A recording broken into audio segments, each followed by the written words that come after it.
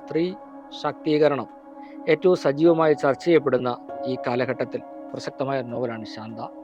ദശരഥന് ആദ്യം ഒരു മകൾ ജനിച്ചപ്പോൾ ഈ മകളെ തങ്ങൾക്ക് വേണ്ട, അതായത് സ്വന്തം മാതാപിതാക്കൾ തീരുമാനിക്കുകയാണ്, ഒരു പെണ്ണാണ് ഇവള് വളർന്നു വന്നാൽ രാജ്യാധികാരം കൈയാളാനുള്ള പ്രാപ്തിയില്ലാത്തതുകൊണ്ട് മക്കളില്ലാത്ത സുഹൃത്തിന് ദത്ത് കൊടുക്കുകയാണ്.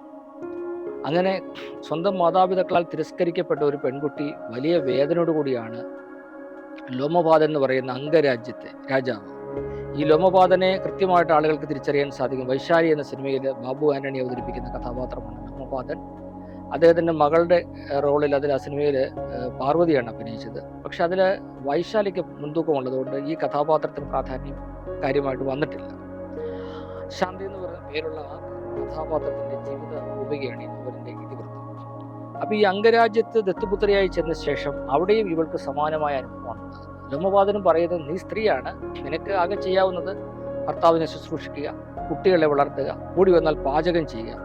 അതിനപ്പുറത്ത് ഒരു കളരിമുറ പഠിക്കാൻ ഇവൾ ആഗ്രഹിക്കുന്നു. നിനക്ക് അതിന് അവകാശമില്ല. കാരണം സ്ത്രീകൾ കളരിമുറ പഠിച്ചാൽ ശരീരഭാഗങ്ങളൊക്കെ അനാവൃതമാകും, ഇതിനെ ചാടി ഫൈറ്റ് ചെയ്യും. അപ്പോൾ രാജ്യം ഭരണം എന്ന് പറഞ്ഞ് ചിന്തിക്കുക പോലും വേണ്ട. അപ്പോൾ ആ തരത്തിൽ ഈ സ്ത്രീക്ക് അവളുടെ തനത് അസ്തിത്വം, വ്യക്തിത്വം നഷ്ടമാകുന്ന, അല്ലെങ്കിൽ അവളുടെ കരുത്തും ശക്തിയും അല്ലെങ്കിൽ കഴിവുകളും ഒന്നും പ്രകടിപ്പിക്കാൻ അവസരം നിഷേധിക്കപ്പെടുന്ന ഒരു സാഹചര്യം ആദിമകാലം മുതൽ നമ്മുടെ സമൂഹത്തിൽ നിലനിന്നിരുന്നു.